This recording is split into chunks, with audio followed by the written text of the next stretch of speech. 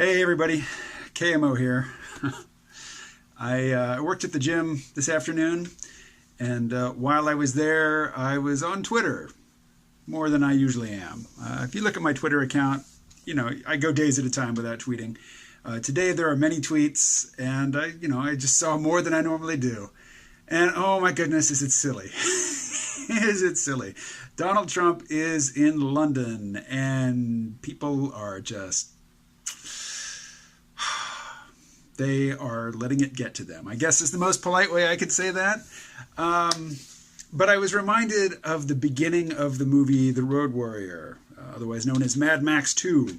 It begins with a montage from Mad Max, the first film, and also just some stock footage of people protesting and rioting, and it's accompanied by some narration. So, I don't have the rights to it. I'm not going to risk copyright claims or anything like that. I'm just going to read you the beginning of the narration, and I'll spare you my Australian accent and just read it in my normal voice. And you can, either go look it up on YouTube, because I'm sure it's to be found, or just, search back into your memory to pull this out. But that film begins with, and if you'll remember, it's the, the world is out of oil film. And so what do you do when you don't have oil? You drive down the highway real fast in your loud muscle car, and you do battle with people wearing silly outfits.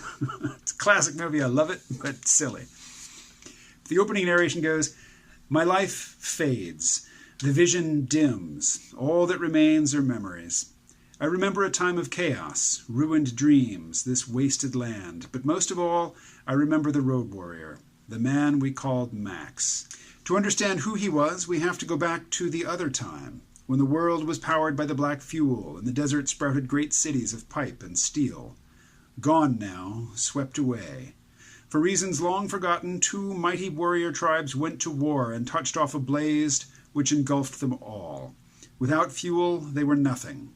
They'd built a house of straw. The thundering machines sputtered and stopped. Their leaders talked and talked and talked, but nothing could stem the avalanche. The world crumbled, cities exploded, a whirlwind of looting, a firestorm of fear.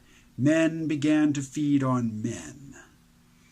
So if you'll remember that stock footage that they show at the beginning of The Road Warrior, it shows people sitting in the streets, chanting, battling police, and you imagine that they're fighting over real stuff. You imagine they're fighting over the fact that they can't feed their kids.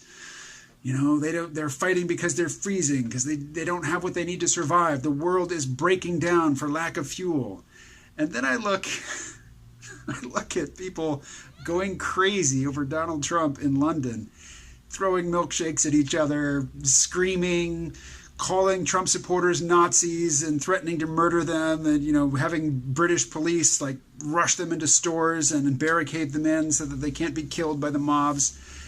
And I wonder, what if the world that Mad Max inhabits, it wasn't brought down by fuel, it was brought down by people just going insane, just embracing absolute paranoid fantasy of the first order. There wasn't a fuel shortage. They didn't run out of fuel. They didn't run out of water. There wasn't a climatic catastrophe or environmental collapse. People just went insane. They went insane. That's a nice revision, a new lens through which to watch those classic films.